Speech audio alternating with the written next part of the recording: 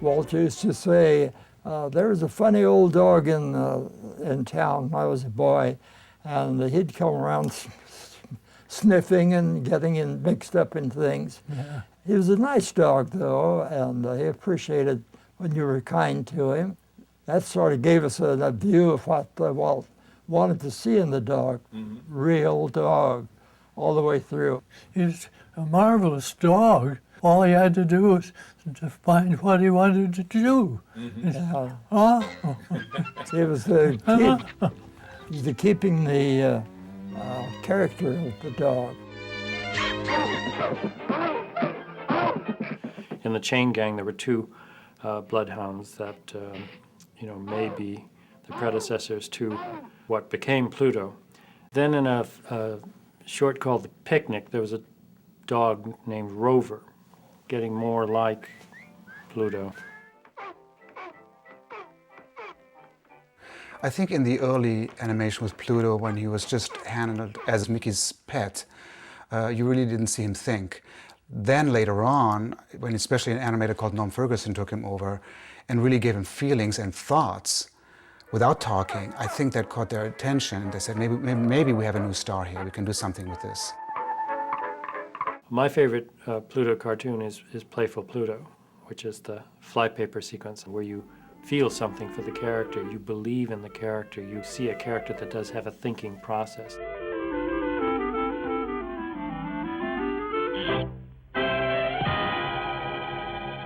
It's not a series of gags that just go one to the other. The important thing is not what he does, but how he feels about it. And there's an emotional arc that happens in that sequence.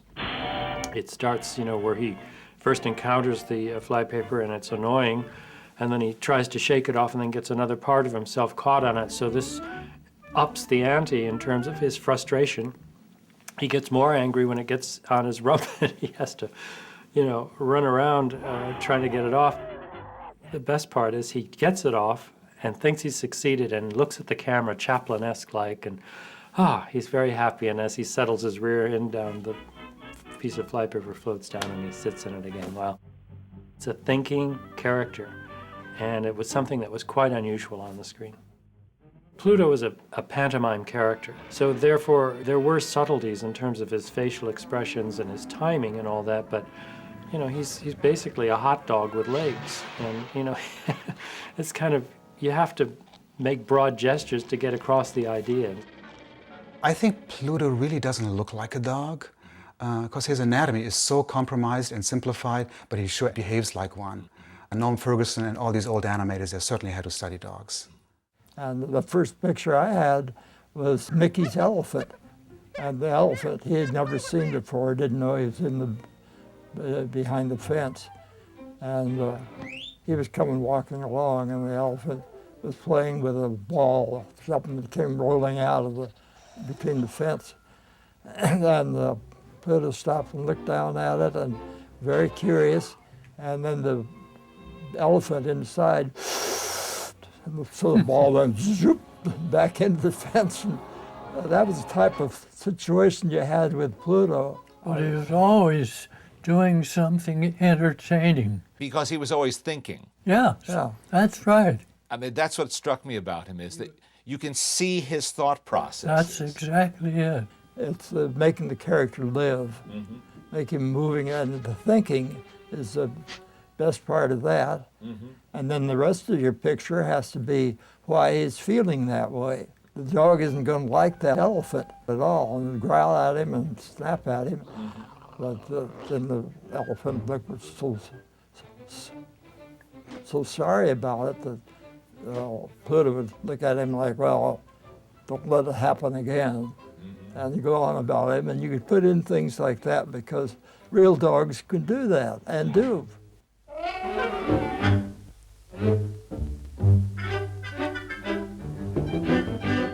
When Mickey and Pluto were in a scene together, would the same person animate both characters? Was it necessary to do that to have the interaction, or would two different animators work on that? There's quite a bit of a time where you have two characters in the scene, and to get the scene done and moving along, you'd say, well, you do the, whoever this is here, and you do Pluto. And this guy'd say, I wanted to do Pluto. Would Walt act out Pluto when he was doing that kind of cartoon too? He'd talk about it. He didn't always get up and make the movements all himself, but He didn't plan an act. He just felt it. It just came out of him as he was saying the lines in it. So, he just natural. And lay out suggestions, let you take it, go on from there, or he'd cut you back and say, oh, I don't know about that. So he was good. He had ideas. When Walt Disney saw something he liked, he never complimented the animators to their face. But what he would do to the person who came up with the thing he liked was to say, yeah, now maybe you could try this. And he would sort of build on it immediately.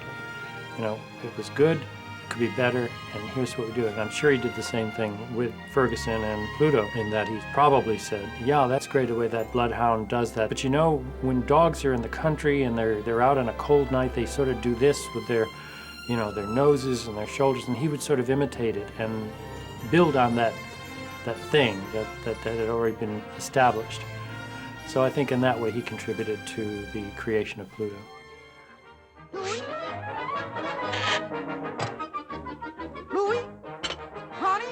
The name Pluto came from Walt Disney himself. I think he had a dog at home named Pluto, and he came in one day and they were trying to think of a name for this rover-like dog, and he said, how about Pluto? And of course, yes, Walt, that's a good name, so it stuck.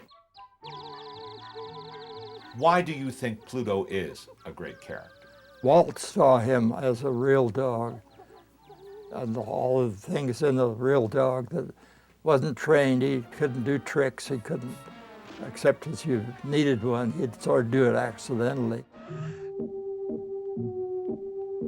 Audiences could relate to this dog. I mean, even the silly things he was doing, he had a process that revealed his emotions. And he was thinking about the things that he did.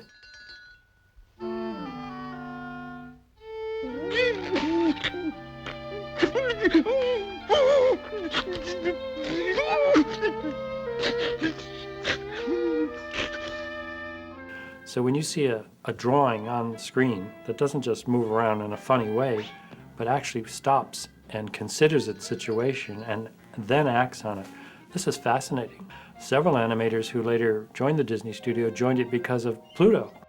They said, my gosh, this is great. How did they do that?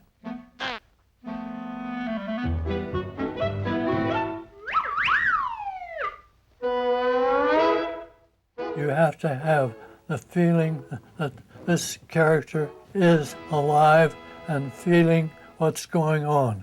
Situation. And that's a tough thing to do. But that's what was fun for us. We loved it.